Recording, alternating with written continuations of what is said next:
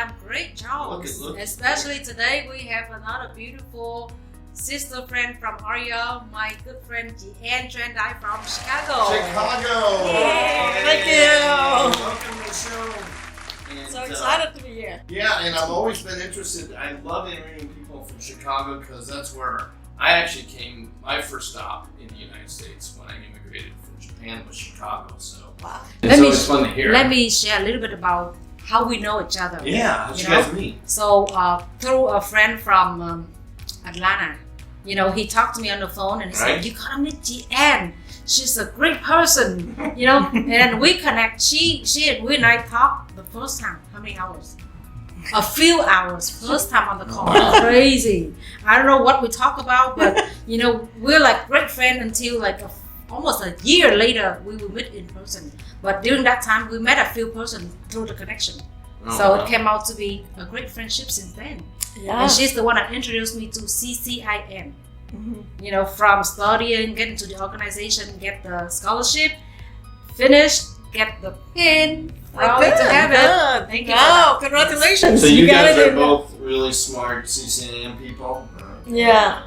Well, speaking about that, I probably couldn't pass one class. Anyway, Deanne, please share about yourself to everybody. Yeah, well, I do have, thank you for inviting me to come to this, Mindy, Manic Monday. Okay. So it's my great honor to come all the way from Chicago to be here with you. And I know that you just recently got your pin on CCIM. And it's my honor to have another sister like you. With that, I do have a present for you. Oh, wow. This present's not only one, but actually we can talk about that later. But these are the two that come from CCIM. Oh, wow. Thank you. Love you. Yes. Yeah. It's funny, we were in Dallas and we met everyone, we were in Dallas. Remember the Japanese director from CCIM was there, the president-elect from Global CCIM was there, so it's an amazing network among itself, right? Yeah. It's not just learning about doing stuff, but it's actually the networking thing. That was So, really impressive. not just CCIM, she's on NAR, RER president. President in 2015. So many big organizations and ICSC, so many things that she introduced me to. So ICSC. people love to know about you. So when is ICSC going to have a real in-person event? Probably next year. So that's someone like Michael Marline, you might know about it. Right. Well, I usually go, I think I've been attending the ICSC probably about 6-7 years, right before COVID. And I was just volunteer at the CCIM booth there to meet a lot more CCIM people. And I'm the one who want to promoting more Asian American to get the designation in commercial real estate. CCIM is, for some of you who might not know, it is certified commercial investment member, and it's headquarters is in my Chicago, which is my hometown. Mm-hmm. So I had an opportunity to meet every year when they have mid-year annual meetings with a lot of executive and director there, and a lot of people. So as a whole, they have about 13,000 members, 52. I think they have more than 50 states chapters. And also in some other countries, such as in China, Taiwan. Yeah, we met some people from Japan that were from CCIM. And South Korea, and in Russia, and in Poland. Oh, wow. Yeah. So it's all over. So, I mean, we know that CCIM is not a few classes that you take, and then, you kind of look it over and you get a pin for it, right? I mean, if you've been through a CCIM class, you know your stuff. There is no way to get around it. You may not be the most experienced agent, but you still need experience. You need to show that you've done deals, and you need to know your math, right? Yes. Think at math. Well, just do it. I was lucky. My background was in electrical engineering, so I have an undergrad and Not a master's very degree in smart electrical engineering. So after 15 years in corporate, I have 3 kids, so I just decided to take a time off and start doing first 2 years in residential and move quickly into commercial. So it's more flexible time for me to work during those hours, so I don't have to work on weekends or open house like many of the. Yeah, I don't know how you guys all residential realtors do it. Like you said. I mean, she chose commercial right away. No, but Ann knows. Like, yes. You cannot get a hold of anybody before 10 a.m. or after 4 p.m. And on a Friday, pretty much after 1 p.m. forget it. So it's like you have this concentrated time right between Monday through Friday, and maybe almost like a 4-day week that you got to do everything in your home. Yeah. I've shown properties twice in 30 years on a weekend. Maybe, and that was because some out of town group that needed to check something out. Right. But yeah, so it's a tough business. It doesn't matter whether it's houses, but you've done both. You made the switch, right? Yes. And I was my first year in residential. I was making more than I was doing as an engineering, but I said no life at all. Weekends, my kids. Yep. I mean, it's my top priority is my family rather than my business. So, well, now the kids is in college and then I have more time to work on and travel. So. Well, last week we had Tram Chu on, and she, what was good for her with residential was there was a bit of flexibility because you could say, hey, I'm going to do this then, I got to pick up my kids from school and this kind of thing. Well, commercial, it's pretty much throughout the day. You take lunch when everyone else takes lunch, right? There's no like, oh, excuse me, I got to go do some errands here. It's sometimes, especially if you're working for a big company, CBRE or Sealy, they're like, oh, where the heck are you going? So it is tough in that sense, right? But yeah, making that switch, that's what a lot of residential agents want to get into commercial. What do you tell them? I would, if they, for certain things, sometimes they have to find a good reason why they want to switch. They get burnout because of working too much. In order before they want to switch it over, we make sure that they have at least 6 months to a year of financial support before you switch, because you're going to be learning some more and, follow some of the more senior brokers. So you might not be making more money, and maybe you'll be sharing some, within a team. A lot of sharing, right? Yes. 9 people on a team. I've seen checks for $34 on a lease renewal, and that was before commission split. So but it's more volume, right? It's more of a team. A lot of residential agencies, have developed these teams and stuff, but commercial has been doing it since day one, right? They recruit from college. They've got senior guys on there, so. But I've known that you travel a lot all over the world. Yeah. So is it one of the reasons you chose to be in commercial? To connect people all over the yes. world globally? The reason I think of that is when you think about residential, you're more on your local market. But if you look at a bigger brand scheme, for instance, like when you're looking at if you know how to read the music, you pretty much can communicate with other people, even they don't speak the same language, but they can read the music. So I'm saying in terms of commercial, you can relate to that in terms of developments, land, and how you want to develop into a strip center, office, hotel. That common language is kind of work not only one country, but it's duplicating in many other countries. And I think that is a common language that I can relate it. Do you ever seen another, if you have one profession, if you're talking to another people from a different country, you might not really relate it. Somehow, if you are like in like music, artistic, singing, you can relate to another person from another country. This note is the same note thing. in that country. A cap rate here is a cap rate there. Yeah. So you kind of relate it in how they talking about investments and how they make money, how much they handle land and build out. So I thought that is, when I go back to Vietnam, I can relate to a lot of people when I talk to them, and I can find something interesting.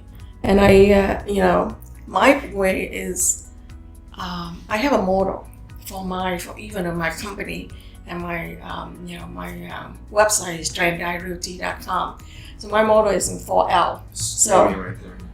L, it's learning, loving, living, and then legacy. So I'm keep to L is my last name too. 4L. Yes, your last name. You long.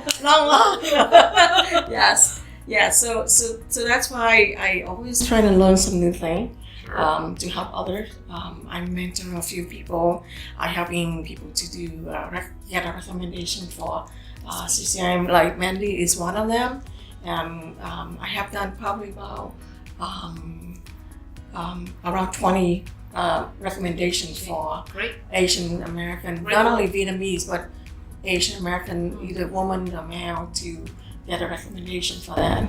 And I was telling her that whatever she's paying right now is less than what I'm paying when I was paying a full price back in about 15 I remember years people ago. saying it was like $18,000, and I'm like, taking the class and learning about it, and also I kind of feel like I do like giving somebody a fishbowl, and then someday they can make their own fish. But it's not usually the cost. It's just more of the time, because this is not just a few classes. This is several classes. People flying all around the country. Yeah, I have to travel different class, locations. Right? Yeah, we had a friend of ours, Karen Park from New Jersey, flew into Marina Del Rey last week just to take a class so she could finish it and get I did fly to Vegas for the classes.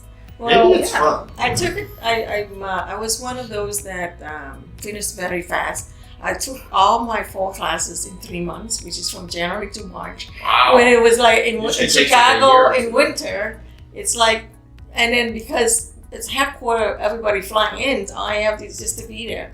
And it's winter from January to March, snowing. It's brutal. Well, I remember shoveling snow and everything. And then after that, I finished my portfolio and complete the class from that and get it in the same year in October in San Antonio.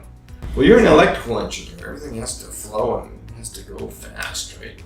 No, it's not. It's you try to finish it as much as you can. Sure. If you have a passion, then you kind of focus. Right. I think, like I mentioned, that in order to ask you, like, how do you want to transition from residential to commercial, you have to have a passion in helping people. A good math is good. You need to have financial support at least a year. Sure. I'm very honored, and I've been married to my husband for almost next year will be 30 years. He's very supportive. Just say do whatever you want instead of he can manage my financial, and I was very lucky that he can help me out. Well, it looks like you're pretty good at managing a lot of things, See, she did things right. Yeah, you've got family, you've got real estate, electrical engineering. And helping CCIM candidates become right. And it's so difficult because, I was with the Gravenels company, and there's a lot of people kicking around, are you going to do the CCIM courses? It'd be a guy coming around the offices, going, you should take the classes. Half the agents are going, I'm in the user market, I don't need it. Or they say, how long is this going to take? And they're like, I don't have time. And I remember I could have taken it. This was back in like the early 90s. And, here I am, I don't have it. You both have it. And, whenever, But you close deals. But it is. That's counting, big time. But, the thing about it is, for somebody just getting into commercial real estate, if they have that CCIM designation, I get return phone calls from agents because they see my BRA number being so low. And they must assume that I know stuff, right? And I'll get calls back. But for somebody new that they don't know, because commercial real estate is a very small kind of group in any particular submarket. In Chicago, where they'd be there. Gravenels was headquartered in Chicago at one time. But that small group, and for the outsider, if you've got a CCIM designation, they go, well, they must know their stuff, right? They assume that you're gold, and so you'll get special treatment for that. Not only that, I think one of the things that I try to promoting people to do more volunteer work, to be in either ARIA, CCIM, non-profit organization to get your name outwards. Right. Sometimes I do believe in giving aspect, give out to others, before I could receive anything, and it doesn't matter. It's just that if you can make one or two person happy a day, then would be a good. The happiness is coming to you. So same here. Yeah. Well, the more I learn about CCIM, it's not just about learning how to, cash flow a deal or underwrite or figure out what, the ADR or the RevPAR on a hotel is. It's more about the community and the people that you meet that are within the organization. Yeah. See, I thought it was just, how do you do a deal? Right. It's more like, well, how do you connect with other people So, that are the same So mindset? after I get my designation in CCIM, I've been involved with the local chapter, both in ARIA and in CCIM from the local level. And then I was in some of the committee, like membership, where I can meet a lot more people. Sure. And then because when you see that you're doing some volunteer work, people believe in you. And if I'm right now, I'm more of a general focus, so I can do some leasing, some hotels, some apartment building, and retail. Some people who are very specialized, just only office or something in hotel or something in supermarket only. And I know who they are and when I need help, because for the Asian investor, they want a lot of things, and you don't speak to them in a variety of things that they need. I would pair up with my CCIM local friends to find me some location. For instance, like right now, For instance, right now I have clients that are open a couple more supermarkets in around 30 to 50,000 square feet. Right. And I have my chapters have one guy who are specialized in. So Right, so you don't even have to know that person. You know that because they're part of CCIM, and that they must be legitimate, and you can just trust them right out of the box instead of calling a few other people. Interview them now. Yeah. So But that's it's all work out because who you know and how you grow your network. That's always right. And it's its own world, right? Investment properties is pretty much what the CCIM thing does, and for a lot of agents, it's kind of this world that they're kind of afraid of getting involved because it involves a lot of maybe some due diligence work and then maybe a bit more financial analysis than a user deal that just needs to fulfill needs for their business. Yeah, I think one of that is I was lucky when I came into the business in 2008. As I got my designation at the end of 2008 and 9. You came into an interesting time. Exactly. So that means I can try to pair up with somebody who has time to even go and talk to me and spend a few time on a coffee shop and tell you, how do we do this and how do that. So I can pick up their brain and then also try to become a very good mentor to me. So what's the best way to learn? I'm hungry, I'm gonna go get my CCIM. I've been doing residential for a couple years, but I'm kind of like, I want to do the commercial So there's 4 things that I believe in order to be successful, and 4 components. Do they start with L? No. Okay, No, that's I don't know with the audience here. There's 4 words in Vietnamese, okay. and that it's actually grind. We're in Little Saigon, so we're good. Yeah, we're I can translate. here. So I can tell you in Vietnamese and You everything. got it, go for it. So có 4 cái mà mình để nói mà có thể là success in business là trước hết mình phải có trí tuệ. So you have to have the intelligence, the knowledge. And thứ hai đó là mình phải có quan hệ, network. You have to know who's surrounding you and get to know other people. And the third thing is legal, là luật lệ.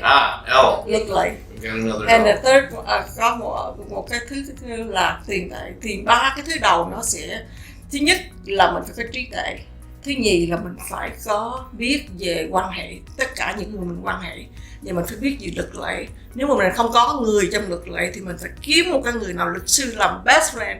And you have to have the law. So if you don't know somebody, make sure that you have a good friend, be your best friend who's a lawyer. So in any case you have a problem, you can pick them up and say, hey, how is this happening? I got somebody who have a lawsuit. What's going on? Okay.